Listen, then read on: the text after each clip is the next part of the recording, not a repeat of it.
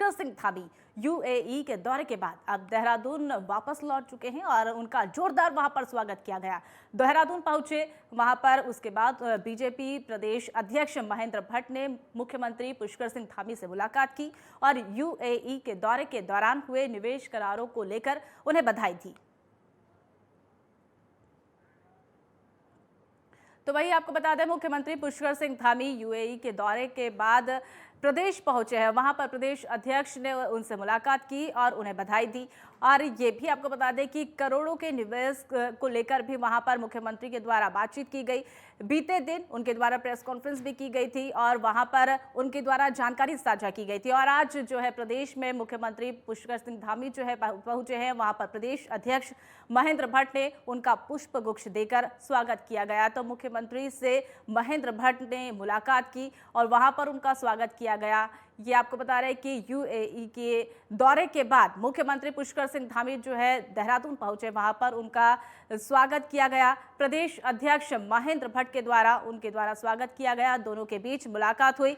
कई अहम मुद्दे पर उनके द्वारा कई अहम बिंदुओं के द्वारा जो है उन पे चर्चा भी मुख्यमंत्री और पुष्कर सिंह धामी और प्रदेश अध्यक्ष महेंद्र भट्ट के द्वारा दोनों के बीच में वार्ता की गई।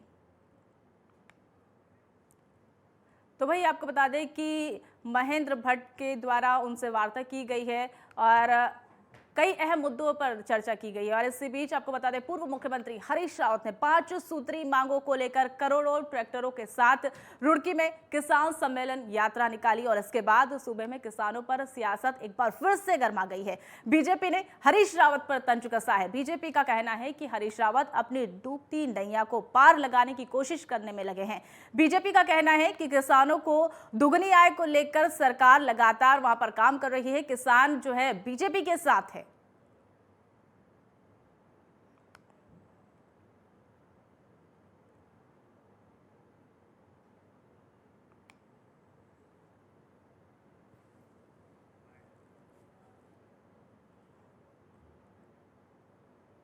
लोकसभा चुनाव में उत्तराखंड में भारतीय जनता पार्टी फिर एक बार 5 सीटों पर विजयी होगी और इस बार हम ऐतिहासिक विजय से लोकसभा का चुनाव जीतेंगे। जहाँ तक हरिद्वार का सवाल है तो कांग्रेस का कोई भी प्रत्याशी होगा, लेकिन विजय अंततः भारतीय जनता पार्टी की होगी। जहाँ तक श्री रावत के द्वारा अलग अलग बातें कहने का सवाल है तो वे हमेशा मीडिया में बने रहने के लिए अलग प्रकार की बातें करते हैं और कई बारी बड़ी विवादास्पद बात भी करते हैं। जैसे कि उन्होंने हाल ही में जो पाकिस्तान निर्माण को लेकर के जो है गलत बयानी करी, इतिहास के जो तथ्य हैं उनसे अलग हट के बोला। तो ये उनकी आदत है कि कोई ऐसा बात को जिससे मीडिया में उनको अटेंशन मिले।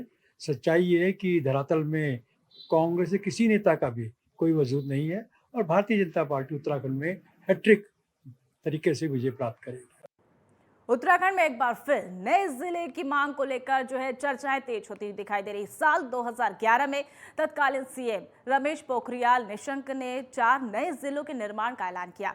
सत्ता बदली, सीएम बदले और उसके बाद लेकिन नए निर्माण की कोशिश जो है फलीभूत ना हो सकी। लेकिन एक बार फिर से सीएम धामी ने नए जिलों की मांग पर कदम बढ़ा लिया है।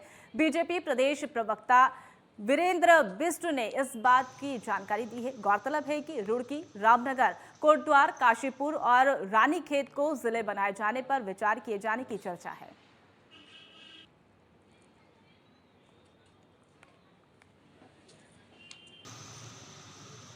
राज्य की जो भौगोलिक स्थितियां हैं वो किसी से छिपी नहीं हैं, लेकिन एक बात बहुत स्पष्ट है कि नई प्रशासनिक इकाइयां बनाने के लिए बहुत सारे धन की आवश्यकता होती है, बहुत बड़ा आर्थिक बोझ सरकार के ऊपर पड़ता है। तो सरकार इन सब चीज़ों का अध्ययन करती है, समय समय पर डिमांड उठती है। भारतीय जनता पार्टी के नेता भी इस बात को स्वीकार करते हैं, मानते भी हैं कि छोटे जिले बनने चाहिए। उनके यहाँ के उनके जिलों की अपनी भौगोलिक परिस्थितियाँ हैं।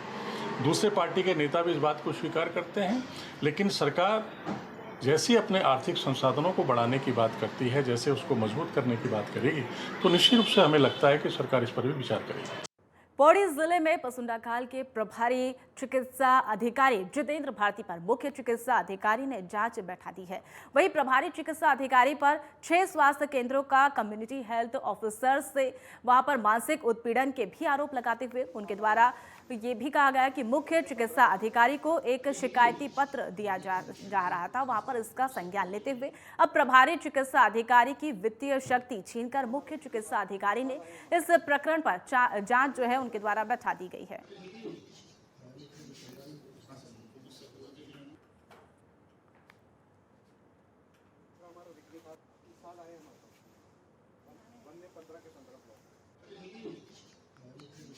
मैडम द्वारा भी आपको कहा गया है, मैं भी आपसे लगातार यही कहता हूँ कि मेरे जनपद में अगर कोई भी गड़बड़ी करेगा तो निश्चित रूप से उसको जो है बख्शा तो नहीं जाएगा। और जांच में कई बार समय लग जाता है, हालांकि रिखनी खाल वाला मैटर ज़रूर थोड़ा पुराना हो गया, मैंने उसमें भी जांच कमेटी तुरंत ही गठित कर दी थी, लेकिन उस समय डेंगू का काफ़ी व्यापकता थी, तो डीएम साहब ने उन्हीं में से मेरे जो अधिकारी थे उनको एक को तो उन्होंने स्टेशन कर दिया सीधे कोटद्वार काफ़ी समय के लिए, उस चक्कर में विलम्ब हो गया। वो जांच पूर्ण हो गई है, 1-2 दिन में मेरे पास जांच कमेटी की रिपोर्ट आएगी और जो भी दोषी होगा बख्शा तो नहीं जाएगा। कार्तिक स्वामी तीर्थ में वित्तीय वर्ष 2016 में नमामि गंगे के तहत लाखों रुपए की लागत से बनी पेयजल योजना की जांच की मांग प्रधानमंत्री कार्यालय पहुंच गई है और वहीं ग्रामीणों की शिकायत पर प्रधानमंत्री कार्यालय से वहां पर केंद्रीय जल शक्ति मंत्रालय को पेयजल योजना की निष्पक्ष जांच कराने के आदेश दिए गए हैं।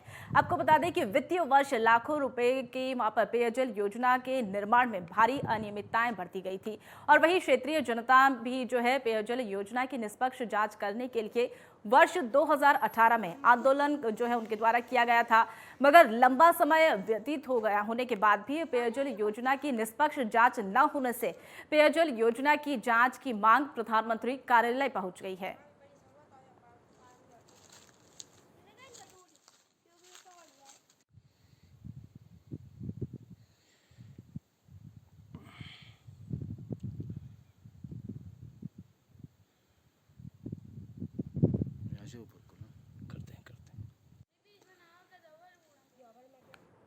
श्री कुंजापुरी पर्यटन एवं विकास मेले की 5वीं संस्कृति संध्या म्यूजिक एमजी के नाम से प्रसिद्ध वहां पर पाए जा चुके गायक संगीतकार मिलिंद गाबा के नाम रही है। वहां पर नाच गाने की अपनी विशेष अदा के लिए जाने जाने वाले मिलिंद गाबा जो है पंजाबी, हिंदी और फिल्मी गानों पर दर्शकों को खुलकर वहां पर झूमते उठते हुए दिखे और वहीं गाबा के कार्यक्रम को सुनने के लिए उमड़ी दर्शकों की भारी भीड़ के सामने हजारों की भीड़ की क्षमता वाला पंडाल जो है बाहरी रामलीला मैदान में दर्शकों के लिए छोटा पड़ गया और वहीं दर्शकों का जमावड़ा सड़कों पर लग गया है। व्यवस्था बनाने में पुलिस को भारी मशक्कत करनी पड़ी और इस बीच जो है वन मंत्री सुबोध उनियाल, पालिका अध्यक्ष और मेला समिति के अध्यक्ष राजेंद्र विक्रम सिंह वहां पर उनके अलावा उच्च अधिकारी भी कार्यक्रम में मौजूद रहे।